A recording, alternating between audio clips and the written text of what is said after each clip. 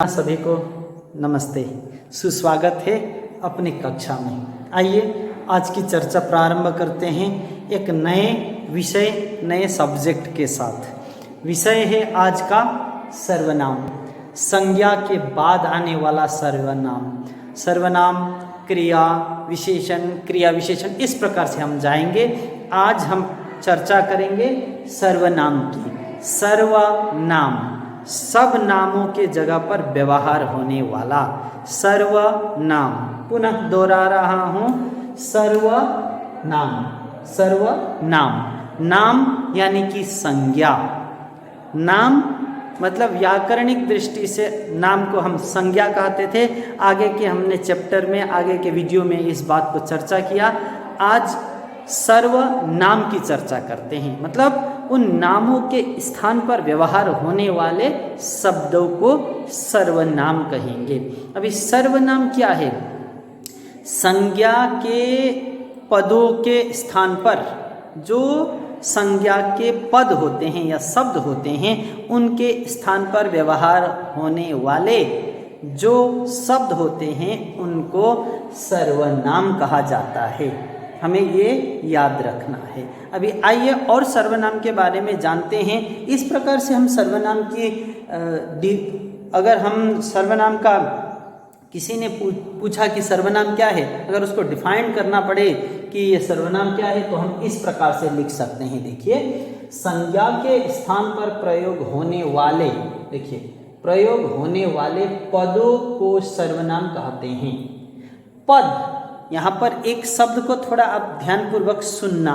ये जो हमने पद लिखा है, ये पद लिखने के पीछे का कारण क्या है वो हम बाद में समझेंगे। पद अभी आप समझ के रखिए, पद मतलब शब्द।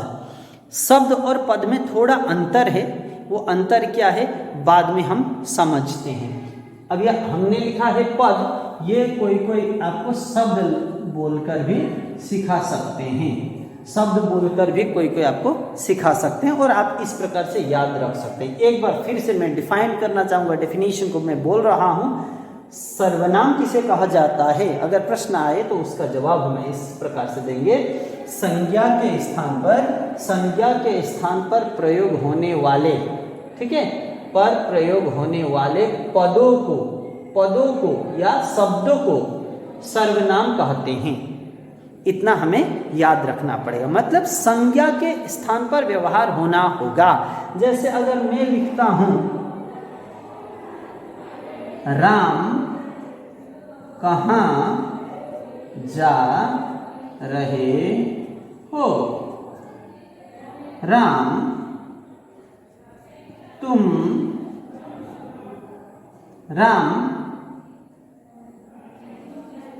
क्या खाओगे,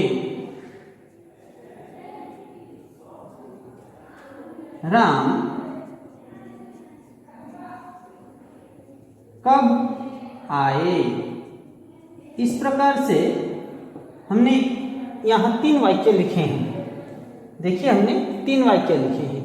राम कहाँ जा रहे हो, ये प्रश्न है, इसलिए हम यहाँ प्रश्नवाचक चिन्ह का व्यवहार कर रहे हैं। देखिए, राम कहाँ जा रहे हो, राम क्या खाओगे, राम कब आए।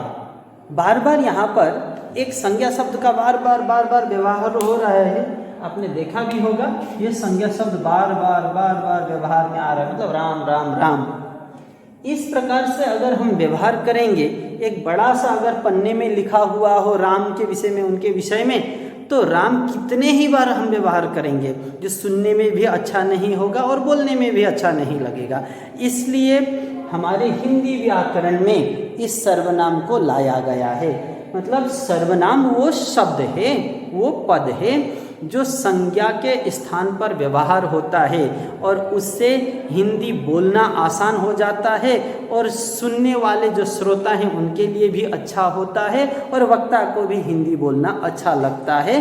कब? जब सर्वनाम का व्यवहार होने लगता है। अभी उससे आगे क्या क्या हो सकता है, हम इसका उदाहरण स्वरूप आप सभी के सामने समझने की प्रयास करते हैं। जैसे राम कहाँ जा रहे हो, राम क्या खाओगे, राम कब आए। ये जो बार बार राम राम राम राम रिपीट हो रहा है, उसके स्थान पर देखिए हम संज्ञा को व्यवहार करते हैं तो कैसे परिवर्तन आ जाता है, उसको एक बार यहाँ नीचे लिखकर मैं आप लोगों को दिखा रहा हूँ। पहला पंक्ति हम दोहराते हैं, राम कहाँ जा रहे हो।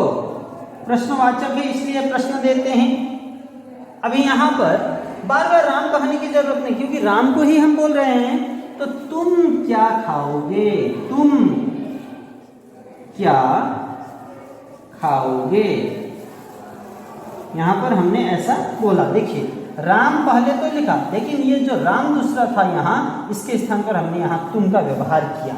फिर राम कब आए, इसके स्थान पर हम यहाँ पुनः लिख सकते हैं, तुम कब आए, आए ये भी लिख सकते हैं। इसका मतलब बार बार हमें राम राम राम कहने की जरूरत नहीं।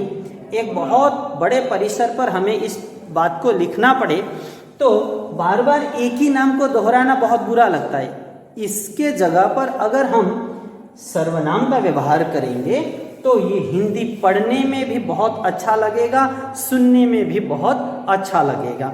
इसलिए संज्ञा के स्थान पर इन शब्दों का व्यवहार होता है। जैसे ये तुम, हम, कौन, कैसा, क्यों, ये, वो, ठीक है, किसी ने, कोई, ये जितने भी शब्द आते हैं ये सारे के सारे शब्द सर्वनाम के शब्द हैं, सर्वनामिक शब्द हैं।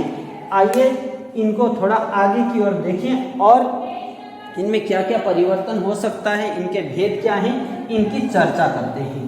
ठीक है, आइए आगे की चर्चा को आगे बढ़ाते हैं आपके सामने। सर्वनाम के प्रकार को अगर देखेंगे, सर्वनाम 6 प्रकार के हैं। 6 प्रकार में भी कुछ उनके छोटे छोटे और छोटे छोटे अन्य अलग अलग प्रकार हमारे सामने दिखते हैं। पहले 6 प्रकार की चर्चा करते हैं। वो 6 प्रकार है क्या। सर्वप्रथम देखिए, पुरुषवाचक सर्वनाम, पुरुषवाचक सर्वनाम, निश्चयवाचक सर्वनाम, अनिश्चयवाचक सर्वनाम, प्रश्नवाचक सर्वनाम, संबंधवाचक सर्वनाम और निजवाचक सर्वनाम। टोटल 6 हमारे सर्वनाम के प्रकार हैं। 6 सर्वनाम के प्रकार हैं, उनको हम समझते हैं आने वाले, अभी थोड़ा बाद में हम समझ रहे हैं। अभी पहले हम समझेंगे पुरुषवाचक सर्वनाम क्या है। पुरुषवाचक सर्वनाम किसे कहा जाता है, उसको थोड़ा समझने की हम प्रयास करते हैं। यहाँ देखिए, पुरुषवाचक सर्वनाम के 3 भेद हैं। पुरुषवाचक सर्वनाम के 3 अलग अलग भेद हैं, उत्तम पुरुष, मध्यम पुरुष और अन्य पुरुष। अभी पुरुषवाचक सर्वनाम बोलेंगे तो यहाँ श्रोताओं का बात आता है, वक्ता का बात आता है। जैसे पुरुषवाचक सर्वनाम बोलेंगे तो उसके जो 3 भेद हैं, उन 3 भेदों को हम इस प्रकार से समझ सकते हैं। अगर हमने किसी व्यक्ति के साथ अपनी वार्तालाप की है तो मैं, जैसे सोचिए मैं हो जाऊंगा, मैं किसी XYZ से, मैंने सोचिए राम के साथ बातें की है, मैंने राम के साथ बातें की है और किसके मतलब कोई एक विषय को चर्चा में ला रहे हैं हम। सोचिए मैंने पूछा राम को, तुम इधर आओ तो, अच्छा तुम्हें पता है कि उसने, मतलब कोई एक लड़का है, सोचिए श्याम होगा, मैंने बोला राम को, मैंने राम को बोला। एक चित्र के द्वारा समझने की कोशिश करते हैं। सोचिए ये मैं हूँ आपका शिक्षक, फिर ये राम है और हम किसी के बारे में चर्चा कर रहे हैं। हम दोनों मिलकर, मैं वक्ता हूँ, ये श्रोता है, ठीक है, ये श्रोता है और हम किसी तीसरे की चर्चा कर रहे हैं, जो वक्ता होगा वो हमेशा उत्तम पुरुष होगा, जो वक्ता होगा वो हमेशा उत्तम पुरुष, ठीक है। और जो श्रोता होगा, जो सुन रहा है आपकी बात, जैसे मैं यहाँ बोल रहा हूँ और आप सुन रहे हैं, मैं हो जाऊंगा। अभी उदाहरण में इतना आसान है, मैं हो जाऊंगा वक्ता और आप सुन रहे हैं श्रोता। और किसकी चर्चा हो रही है? सर्वनाम की। सर्वनाम हो जाएगा कोई तीसरा, तो वो जो तीसरा है वो होगा अन्य पुरुष, मतलब अन्य के बारे में। हम, आप और ये सर्वनाम।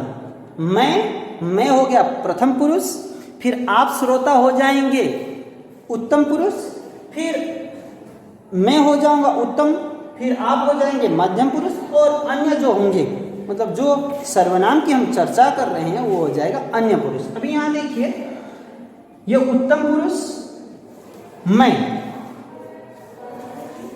हमने देखा मध्यम पुरुष कौन? मध्यम पुरुष आप सभी, फिर अन्य पुरुष कौन? ये जो सर्वनाम जिसकी हम चर्चा करें। अभी ऐसा हम वक्ता श्रोता को पूछेगा, कैसे पूछेगा? जैसे सुनिएगा, जैसे मैंने पूछा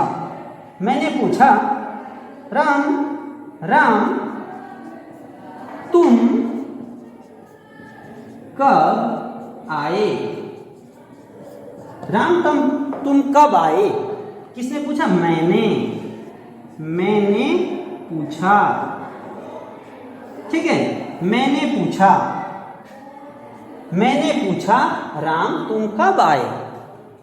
फिर मैं फिर से इनको पूछ रहा हूं, राम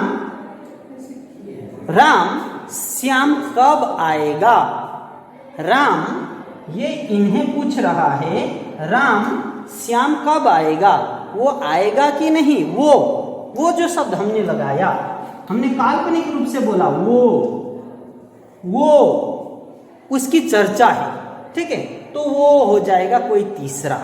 जो तीसरा है वो हो जाएगा अन्य पुरुष। अभी आपको समझना है इस प्रकार से, मैं बोल रहा हूं, मैं प्रथम पुरुष, आप सुन रहे हैं, आप मेरे साथ यहाँ पर श्रोता हैं, तो आप हो जाएंगे मध्यम पुरुष। और जो जिसकी चर्चा हो रही है, ये सर्वनाम की चर्चा है, तो ये हो जाएगा अन्य पुरुष, ठीक है। इस प्रकार से चीजों को हमने समझ लिया कि उत्तम, मध्यम और अन्य। अभी उत्तम बोलेंगे तो मैं, ठीक है, ये जो शब्द आ रहा है ये उत्तम पुरुष में आएगा। तुम, मतलब किसी के साथ अगर हम बातें करते हैं तो तुम शब्द का व्यवहार करते हैं। तुम, तुम्हारा, तेरा, ऐसे जो हम शब्द व्यवहार करते हैं वो हो जाएगा मध्यम पुरुष। और अन्य पुरुष वह, उसको, इस प्रकार से हम शब्द का व्यवहार करते हैं। उसको तुम्हें बुलाना चाहिए था, वो जो उसको शब्द हमने लगाया, किसी तीसरे के बारे में हम बोल रहे हैं, तो वो हो जाएगा क्या? अन्य पुरुष। ये तीन पुरुषवाचक सर्वनाम के जो तीन भेद हैं, हम इस प्रकार से समझने की चेष्टा करते हैं। आइए और आगे बढ़ते हैं। अभी देखते हैं निश्चयवाचक सर्वनाम को। अभी निश्चयवाचक सर्वनाम क्या है, इसको समझने की प्रयास करते हैं।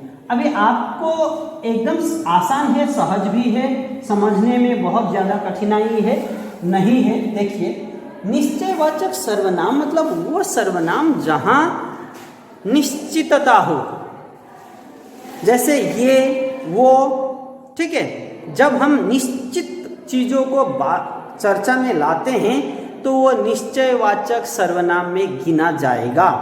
जैसे निश्चयवाचक सर्वनाम के हमने यहाँ पर दो हमने अलग अलग रूप देखे हैं। निश्चयवाचक के भी दूरवर्ती और निकटवर्ती।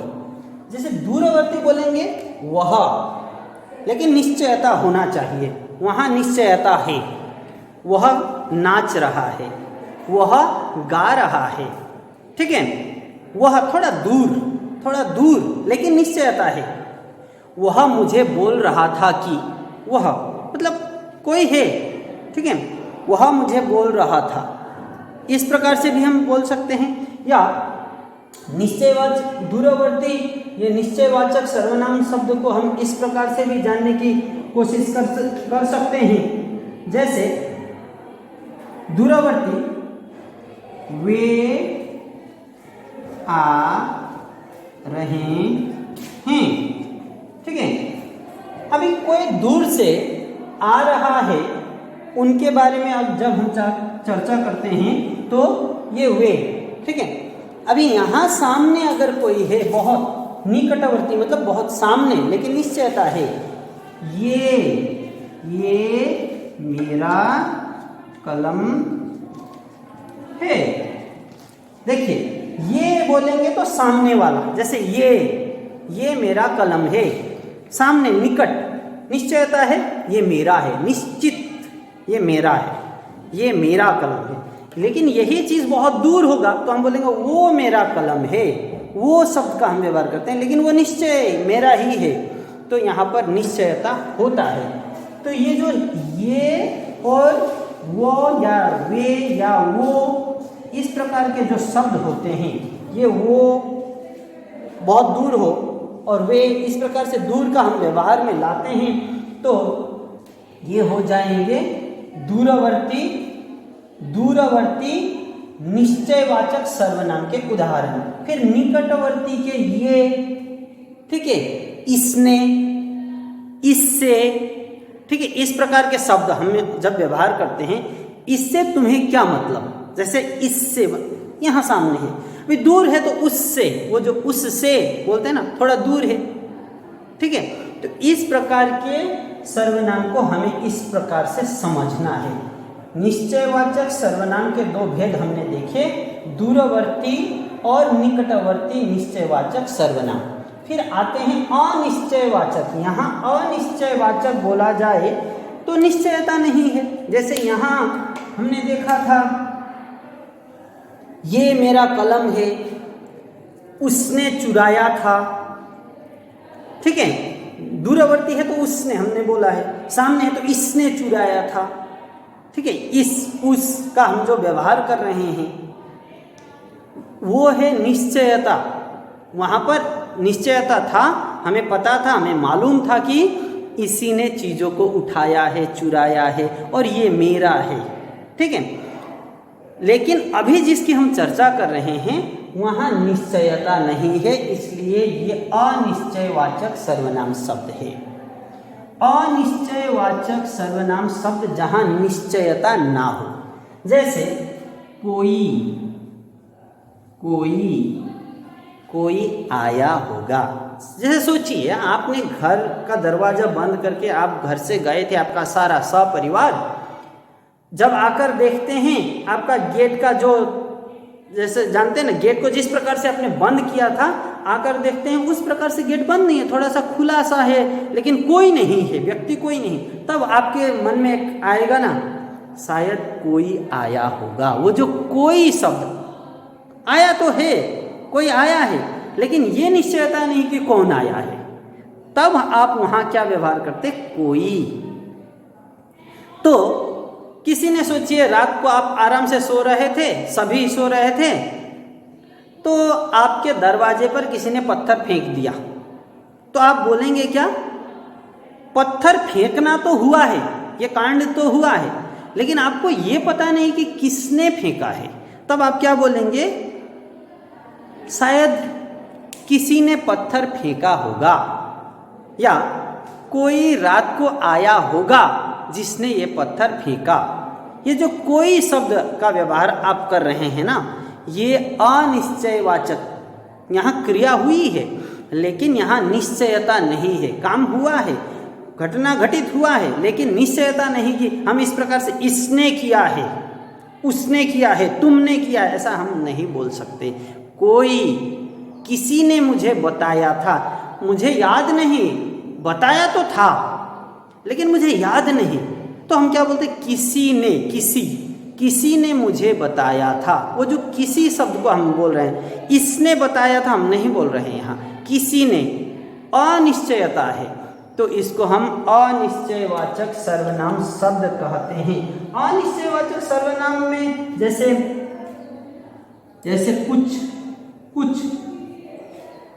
कुछ बोल सकते हैं। जैसे कोई एक लड़का बीमार होकर एकदम पेटे से पकड़कर जा रहा है, तो आपने बोला दोस्त से, अरे देखो तो इसको कुछ हुआ होगा। वो जो कुछ तो हुआ है उसकी आव भाव से पता चल रहा है, लेकिन क्या पता नहीं, इसलिए आप बोल रहे हैं कुछ हुआ होगा। वो कुछ शब्द व्यवहार कर रहे हैं आप। घटना हुआ है, उसको दर्द हुआ, क्या हुआ, उसके हाव भाव से समझ में आ रही है, लेकिन ये पता नहीं कि क्या हुआ क्या है, तो हम कुछ हुआ होगा। ठीक है, कोई रास्ते पर दो बहुत सारे लोगों का हुजूम या बहुत जमावड़ा हो रहा हो तो कोई घटना हुआ होगा। ठीक है, इस प्रकार से हम देखते हैं वो जो कोई, कुछ, इस प्रकार के जो शब्द होते हैं इनको अनिश्चयवाचक सर्वनाम शब्द कहा जाता है। और ऐसे बहुत सारे अनिश्चयवाचक सर्वनाम शब्द हैं, किसी, किन्हीं, जैसे किन्हीं, किसी। ठीक है, किन्हीं, जैसे बच्चों को आपने अक्सर देखा किन्हीं बोल के दिया जाता है आपको, किन्हीं 4 प्रश्न के उत्तर दीजिए। प्रश्न के उत्तर 4 ही देने हैं, लेकिन निश्चयता यहाँ नहीं कि कौन कौन से, किन्हीं, इनमें से कोई। तो ऐसा कोई, कुछ, किन्हीं, किसी, ऐसे जो शब्द होते हैं इनको हम अनिश्चयवाचक सर्वनाम के श्रेणी में लाते हैं। अभी आते हैं प्रश्नवाचक। ये तो एकदम आसान, बहुत आसान है। क्यों आसान? यहाँ तो प्रश्न होना चाहिए। प्रश्न क्या? जहाँ प्रश्न पूछा जाए वही प्रश्नवाचक सर्वनाम में आ जाएगा। जैसे प्रश्नवाचक सर्वनाम में आपने बोला कौन, क्यों, किसने। ठीक है, कौन, क्यों, किसने, किससे, ये जो शब्द आते हैं, कौन, क्यों, किस, कौन। ठीक है, इस प्रकार के शब्द को हम प्रश्नवाचक सर्वनाम शब्द कहेंगे। जहां प्रश्न पूछा जाए, कौन बोल रहा है, किसी ने हमें पुकारा, तो हम बोलते हैं ना कौन, कौन, हाँ कौन, वो जो शब्द व्यवहार करते हैं ये सब। अच्छा, क्यों बुलाया था, ऐसा हमने शब्द बोला, वो जो क्यों का लगाया हमने, तो प्रश्नवाचक बोलेंगे। तो ये प्रश्नवाचक के जो शब्द आते हैं वो सारे प्रश्नवाचक सर्वनाम शब्द में गिने जाएंगे। अभी संबंधवाचक को थोड़ा समझने की जरूरत है। संबंधवाचक सर्वनाम शब्द है क्या? संबंधवाचक सर्वनाम शब्द को हम इस प्रकार से देख सकते हैं, अगर दो वाक्यों को जोड़कर 2 सर्वनाम एक वाक्य में आ जाएंगे, 2 अलग अलग बातों को जोड़ने के लिए, तो उसको हम संबंधवाचक सर्वनाम शब्द कहते हैं। संबंधवाचक सर्वनाम में जैसे जो, जिसे, ठीक है, जो, जिसे, इस प्रकार के और ऐसे शब्द होंगे जैसे, जिसको। ठीक है, जैसे या जिसको, ये सारे जो, जिसे, जैसे, जिसको, ऐसे जो शब्द हैं, जैसे हम बोल सकते हैं क्या, जिसको जाना है वो आ सकता है। जिसको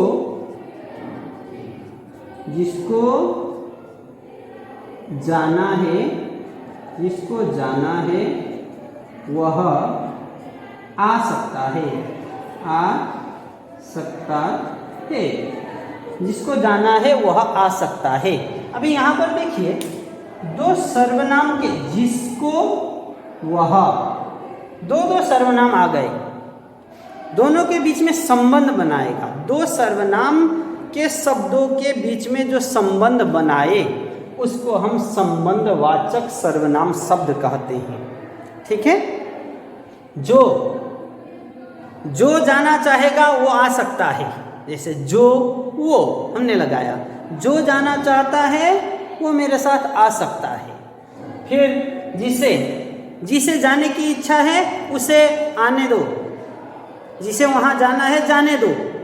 ठीक है, जैसे इस प्रकार के शब्दों को हम किस में व्यवहार करते हैं? संबंध बनाने में व्यवहार करते हैं। एक ही वाक्य में 2 सर्वनाम शब्द आ रहे हैं और दोनों के बीच में बहुत अच्छा संबंध इन शब्दों के द्वारा हो रहा है, इसलिए ऐसे वाले शब्द को हम संबंधवाचक सर्वनाम शब्द कहते हैं। ये संबंधवाचक सर्वनाम शब्द है।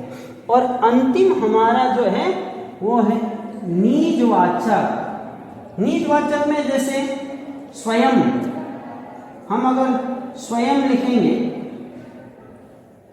जो खाना चाहे स्वयं खा सकता है, वो जो स्वयं, निज मतलब एकदम अपने लिए व्यवहार में आने वाला, वो है निजवाचक। निजवाचक, निज मतलब अपना, अपने काम में आने वाला, स्व को समझाने वाले को हम बोलेंगे निजवाचक सर्वनाम। जैसे ये निज, ठीक है, निजवाचक सर्वनाम शब्द जैसे स्वयं हो सकता है, और ऐसे और शब्द हो सकते हैं जैसे स्वयं, कुछ, अपने आप, ठीक है, अपने आप,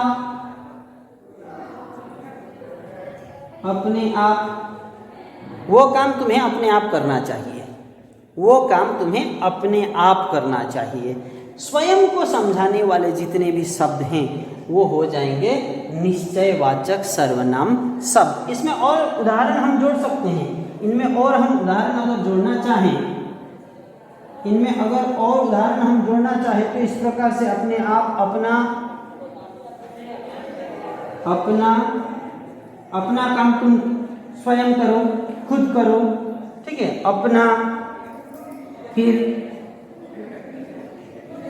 आप हो, ऐसे शब्द, इनको हम निश्चयवाचक सर्वनाम शब्द कहते हैं। तो आज हम सर्वनाम की एक व्याख्या लेकर आपके सामने आए, पूरी चर्चा हुई। मूल रूप से एक बार पुनः सर्वनाम वो शब्द हैं जो संज्ञा के स्थान पर, वो पद हैं जो संज्ञा के स्थान पर व्यवहार होते हैं। इनके 6 भेद हैं। 6 भेद में हमने देखा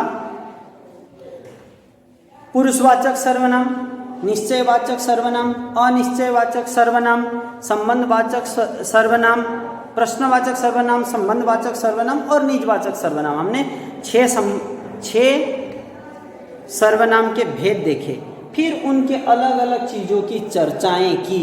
आपको इस वीडियो को अच्छे से देखना है, और संज्ञा के बारे में अगर आप जानकारी चाहते हैं तो मैंने पहले ही एक वीडियो डाला है, उनको अच्छे से देखिएगा। आज यहाँ रखते हैं, धन्यवाद सभी।